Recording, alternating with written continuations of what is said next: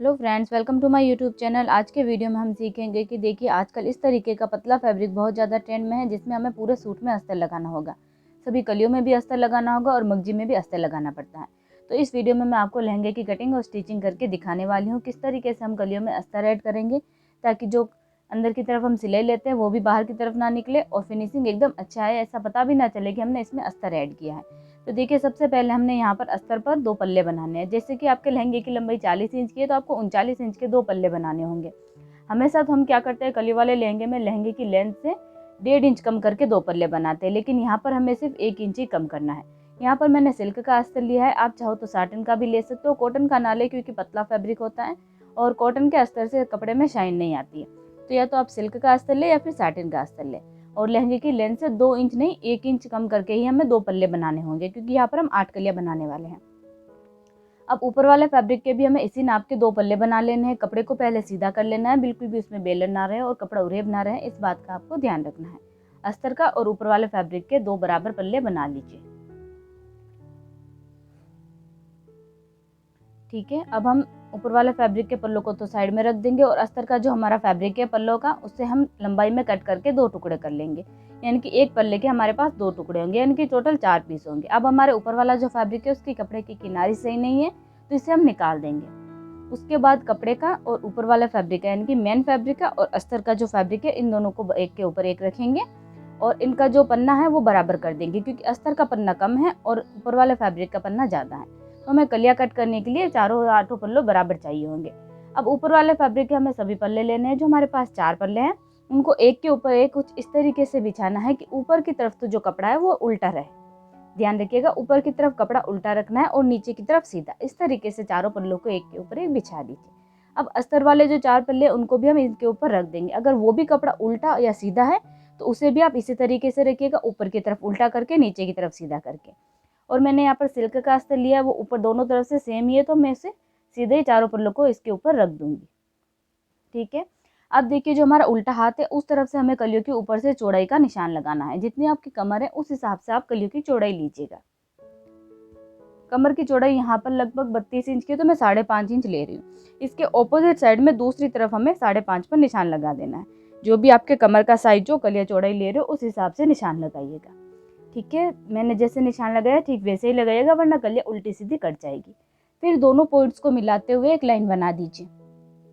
Line बनाने के बाद हमें बीच में से इन्हें कट कर देना है, ताकि हमारे पास लहंगे की कलिया कट हो जाए। कलिया कटिंग होने के बाद मैं आपको स्टिचिंग भी इसी वीडियो में दिखाने वाली हूँ, तो आप वीडियो को एंड तक जरूर देखिएगा। ठीक है, एक उरेब और एक सीधी कली जॉइंट होगी, जैसे हम हमेशा जॉइंट करते हैं। अब हमें 2 कली इस तरफ रखनी है और 2 कली उस तरफ रखनी है, यानी कि अस्तर और मेन फैब्रिक। एक तरफ तो ये उरेब वाली कली रहेगी और एक तरफ सीधी साइड वाली कली, क्योंकि कलियां हमेशा एक उरेब और एक सीधी ही जॉइंट होती है। फिर इन दोनों को हम अच्छे से सेट कर लेंगे। अगर हमने ऊपर वाला फैब्रिक सीधी साइड वाला लिया है तो उसके नीचे अस्तर भी आप सीधी साइड वाला ही रखिएगा। फिर इन दोनों को एक दूसरे के ऊपर कुछ इस तरीके से रखना है, जैसा मैंने वीडियो में दिखाया है। और कहीं से भी जो पल्ला है या एक फैब्रिक छूटना नहीं चाहिए, एक भी फैब्रिक, सभी पल्लों को बराबर कीजिए। अब देखिए हमेशा तो हम क्या करते हैं, कलियों को फोल्ड करके सिलाई लगाते हैं, लेकिन यहाँ पर हम फोल्ड करके सिलाई नहीं लगाएंगे। अगर हम फोल्ड करके सिलाई लगाएंगे तो फिनिशिंग अच्छी नहीं आएगी। तो आपको इस तरीके से सीधी सिलाई लगा देनी है। अगर आपका कपड़ा थोड़ा सा कड़क है या फिर ज़्यादा सॉफ्ट है तो आप फोल्डिंग करके सिलाई नहीं लगा सकते, लेकिन थोड़ा सा कड़क है तो आप फोल्ड करके सिलाई लगा सकते हो, उसमें फिनिशिंग आ सकती है। लेकिन इसमें ज़्यादा फिनिशिंग आएगी इस तरीके से लगाएंगे तो। और एकदम मतलब कसीदे वाला कपड़ा है या फिर जिसके ऊपर गोटे या वगैरह की कुछ डिजाइन करी है तारी की, तो आप उसमें फोल्डिंग करके बिल्कुल भी सिलाई नहीं लगा सकते हो। आपको इसी तरीके से कलियां जॉइंट करनी होगी, क्योंकि वो कड़क कपड़ा रहेगा, उसमें फोल्ड होगा ही नहीं। और यहाँ पर हमें सिर्फ आधा इंच कपड़ा ही सिलाई में लेना है। अब रही बात की दूसरी तरफ से जो धागे और कपड़े के वो बाहर निकल जाएंगे, वो भी बाहर नहीं निकलेंगे, उसका भी मैं आपको तरीका बता दूंगी अभी। और उरेब वाली कली को बिल्कुल भी खींचना नहीं है, और ऐसा नहीं है कि आप ज़्यादा ही टाइट रख दो, यानी कि अंदर की तरफ रख दो जिससे कि वो सिकुड़ जाए, ऐसा भी नहीं रखना है। ऊपर वाली फैब्रिक और नीचे वाले फैब्रिक सभी को हमें बराबर रखना है, हल्के हाथों से पकड़ते हुए स्टिच करना है। देखिए सिलाई लगाने के बाद आपको उसे खोल कर दिखा देती हूँ। बाहर से आप देख सकते हैं फिनिशिंग बहुत अच्छी आती है, बिल्कुल भी कपड़ा इसमें टाइट नहीं रहता है, ना ही लूज रहता है। और हमने एक उरेब और एक कली जॉइंट करी है, उरेब और एक सीधी कली जॉइंट करी है, तो नीचे से छोटा बड़ा आएगा ही कपड़ा। ठीक है, उसके बाद हम क्या करेंगे, देखिए एक सिलाई लग जाने के बाद एक सिलाई हम यहाँ पर किनारे पर लगा देंगे। इससे क्या है कि कपड़े के जो धागे हैं वो बाहर की तरफ नहीं निकलेंगे। जहाँ तक हमने किनारे पर सिलाई लगा दी है तो उससे आगे जो है कपड़े के धागे नहीं जाते हैं। इससे एकदम अच्छी फिनिशिंग आती है और कलियाँ भी अच्छे से जॉइंट हो जाती है। थोड़ी बारीक स्टिच लगा दीजिएगा कलियों पर, और उसके बाद अगर आपको कोई भी कपड़े के धागे या फिर एक्स्ट्रा फैब्रिक दिखे तो उसे कट कर देना है।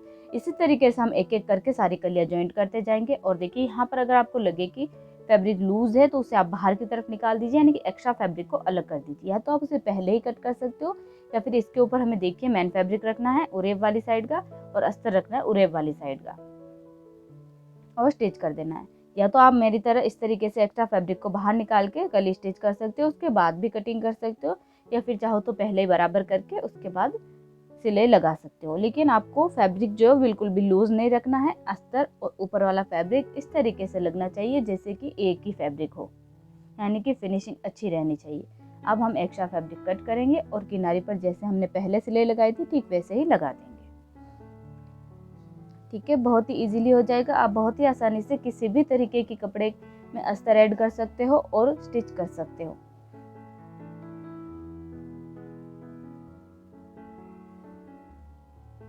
अगर आपको ये वीडियो अच्छा लगे तो लाइक जरूर करना, और आपको ये तरीका कैसा लगा हमें कमेंट करके जरूर बताइएगा। ठीक है, देख सकते हैं हमने सारी कलियां इस तरीके से जॉइंट कर ली। अब हम लहंगे के साइड की सिलाई लगाएंगे। तो लहंगे को हम गोल बना लेते हैं और ऊपर से 3 से 4 इंच जगह छोड़ देंगे, वहां तक हमने सिलाई नहीं लगानी है। पहले आप कपड़े को बराबर जरूर कर लीजिएगा सभी पल्लों को। ये देखिए यहाँ पर भी एक्स्ट्रा है फैब्रिक। वैसे तो हमने नाप के कटिंग करी थी, लेकिन फिर भी छोटा बड़ा हो जाता है, तो हमें फिर से कटिंग करनी पड़ेगी थोड़ी फिनिशिंग के लिए। यहाँ पर डबल सिलाई लगा दीजिएगा, उसके बाद पूरी स्टिच कर दीजिए। नीचे तक थोड़ा सा जगह छोड़ दीजिए, वहां पर हमें मग्जी लगानी होगी इसलिए।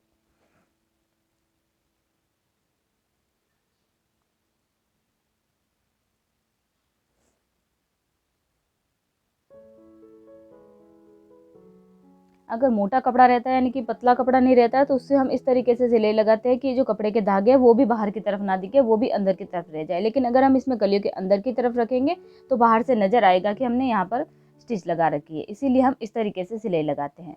मोटे कपड़े में अलग तरीके से सिलाई करते हैं और पतले कपड़े में अलग तरीके से। फिर ऊपर की तरफ जो हमने जगह छोड़ी थी वहां से दोनों साइड कपड़े को फोल्ड करके फिनिशिंग कर दीजिए। ये हम जगह इसलिए रखते हैं ताकि लहंगा पहनने में आसानी हो। ठीक है, अब हम जीन में भी अस्तर और ऊपर वाला फैब्रिक दोनों ऐड करेंगे। दोनों साइड से इसके जो मुंह है उन्हें स्टिच करके बंद कर दीजिए और फिर इसमें एक सेंटर मार्क बना लीजिए। लहंगे में सेंटर मार्क होगा चौथी कली की सिलाई, क्योंकि इसमें हमने 8 कलियां डाली है, तो चौथी कली का सिलाई वो होगा लहंगे का सेंटर मार्क, और चीन में हमने सेंटर मार्क बना रखा है। दोनों को मिलाना है और बीच में अगर कपड़ा एक्स्ट्रा रह रहा है तो हमें कलियों में चुन्नट डाल के कवर करना होगा। ऐसा नहीं कि हम एक साइड चुन्नट डाल दें कलियों में और एक साइड डाले ही ना, तो इससे लहंगे का जो लेवल है वो ऊपर नीचे हो जाता है। तो आपको दोनों साइड बराबर रखना है, इसीलिए हम इसमें सेंटर मार्क बना के नेफा अटैच करते हैं। यहाँ पर आपको आधा इंच कपड़ा सिले में लेना है, उससे कम ना ले और ज्यादा भी ना ले।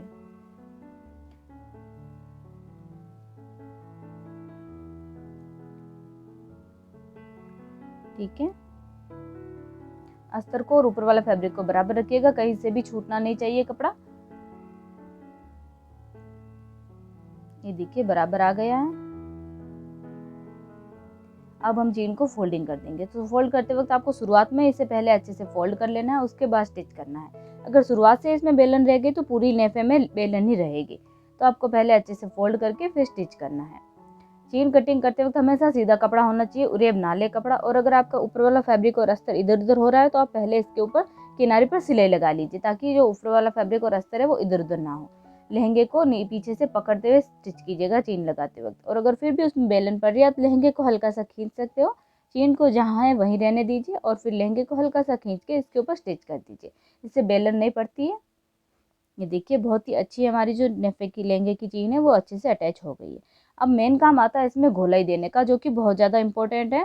तो देखिए जो छोटी वाली कली है ना उसके नीचे से हमें कपड़ा कट करना है, उसे बिल्कुल भी कट नहीं करना है। एक उरेब है कली जो कि बढ़ जाती है और एक सीधी कली है, तो सीधी कली से नीचे से हमें दूसरी कली की सिलाई तक कट करना है। सिलाई तक ना करो तो उससे पहले तक रोक सकते हो, लेकिन ये वाली कली से दूसरी वाली कली तक पूरा एकदम स्ट्रेट कट कर देना है।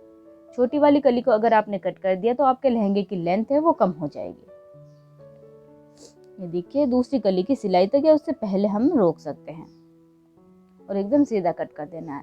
एक एक कली करके हमें कट करनी होगी। लहंगे को पूरा गोल बिछा के आप कट ना करें, क्योंकि ये अस्तर वाला लहंगा है तो इसमें ऊपर वाला फैब्रिक या फिर जो अस्तर है वो इधर उधर हो सकता है। तो आपको एक एक कली करके कटिंग करनी है। पहले कपड़े को पूरा बिछा लीजिए, अस्तर को और ऊपर वाले फैब्रिक को बराबर कीजिए और फिर कटिंग कर दीजिए। ठीक है, पूरा कटिंग होने के बाद एक बार देख लीजिएगा कि गोलाई जो है अच्छे से आई है या नहीं। एकदम परफेक्ट गोलाई कटिंग हुई है इसमें। तो चलिए अब हम इसकी मगजी लगा देते हैं। मगजी मैंने यहाँ पर 3 सिलाई वाली बनाई है, आप चाहो तो 4 सिलाई वाली भी अटैच कर सकते हो। जो आपको कंफर्टेबल लगे और आसानी लगे वो आप यूज में ले लीजिएगा। अब लहंगे की जो साइड में हमने सिलाई लगाई थी वहाँ से हम मगजी लगाना शुरू करेंगे। तो यहाँ पर देखिए घुने को पहले एक साइड में फोल्ड करना है और फिर यहाँ पर हमें मगजी को रखना है। यहाँ पर देखिए हमें आधा इंच से भी कम कपड़ा सिलाई में लेना है। मगजी से जो कपड़ा हमने फोल्डिंग के लिए लिया है उससे कम ही कपड़ा, यानी आधा इंच से भी कम कपड़ा आपको स्टिचिंग में लेना है। देखिए गुणा बराबर निकालने के लिए आपको थोड़ी थोड़ी दूरी में करके सिलाई लगानी होगी और मगजी को बिल्कुल भी खींचना नहीं है। ऐसा नहीं लगना चाहिए कि हमने मगजी खींच के लगाई है, लहंगे का घेर कम कर दिया है। बराबर हल्के हाथों से और ऊपर वाले फैब्रिक को और अस्तर को बराबर जरूर कीजिएगा। फिर उसके बाद मगजी के ऊपर सिलाई लगाइएगा। घुने पर हमने जो सिलाई लगाई है मगजी बनाते वक्त उसके पास में हमें सिलाई लगानी। जितना बारीक या मोटा गुणा हमें चाहिए उतनी दूरी पर आप सिलाई लगा लीजिएगा। ये देखिए हमने सिर्फ इतना ही कपड़ा स्टिचिंग में लिया और गुणा भी एकदम परफेक्ट आ रहा है। अगर आप गुणा एकदम परफेक्ट नहीं निकाल पा रहे हो या फिर गुणा अच्छे से नहीं दबा पा रहे हो तो आपको क्या करना है, गुणे को एक साइड में फोल्ड करना है पहले ही लगाने से पहले और उसके ऊपर आयरन कर देनी है, या फिर आप चाहो तो साइड में एक स्टिच भी लगा सकते हो गुणे को फोल्ड करके। उसके बाद देखिए जो एक्स्ट्रा फैब्रिक है उसे हमें कट कर देना है। इतना ज़्यादा नहीं कट करना है कि मगजी से अंदर ही कपड़ा चला जाए, अंदर मार्जिन में फैब्रिक ना रहे, और इतना कम भी नहीं करना है कि मगजी से बाहर की तरफ दिखे। जो कपड़ा हमने सिलाई में लेना है उससे, यानी कि मगजी का जो फोल्डिंग वाला कपड़ा है उसके बराबर हमें कट कर देना है। ये काम आप ध्यान से कीजिएगा। अगर आप रोज करते हो तो आप फटाफट कर लोगे, लेकिन आपको ध्यान से करना है वरना मगजी भी कट सकती है, इसमें लहंगा भी कट लग सकता है। ये देखिए मगजी के हमने बराबर कपड़ा कट करना है। ठीक है, अगर आप इस तरीके से नहीं कर पा रहे हो तो आप 4 सिलाई वाली मगजी लगा सकते हो, लेकिन उसमें भी कपड़ा हमें कट करना पड़ता है, तो आप ध्यान से कीजिएगा ये काम। अब हम सारे कपड़ा जो भी हमने स्टिचिंग में लिया है उसे ऊपर की तरफ करेंगे और कपड़े के मैचिंग कलर का धागा पिरोते हुए एक इतनी दूरी पर सिलाई लगा देंगे, दबाव की सिलाई लगा देंगे कि जो कपड़ा है वो अच्छे से दब जाए। दोनों उंगलियों की हेल्प से आप देखिए, दोनों हाथों की हेल्प से इस कपड़े को फैलाइएगा ताकि जो कपड़ा है वो गुणे के ऊपर ना आए, गुणा भी एकदम अच्छे से बाहर की तरफ दिखाई दे।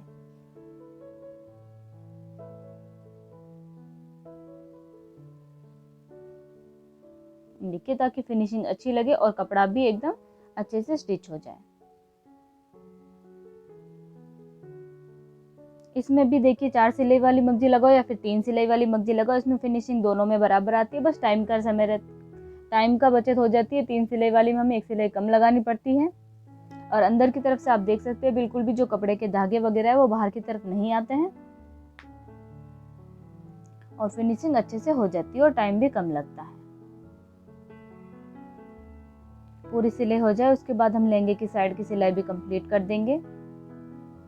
यहाँ पर देखिए एक्स्ट्रा मगजी को कट कर दीजिएगा, मगजी को बराबर मिलाइएगा और गुणे को भी बराबर मिलाना है।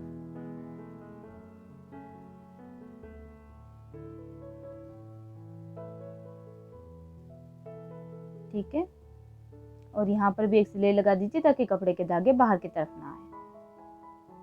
अगर आप मगजी बनाने का वीडियो देखना चाहते हो तो आप हमें कमेंट करके बता सकते हैं, हम आपके लिए वीडियो जरूर बना देंगे।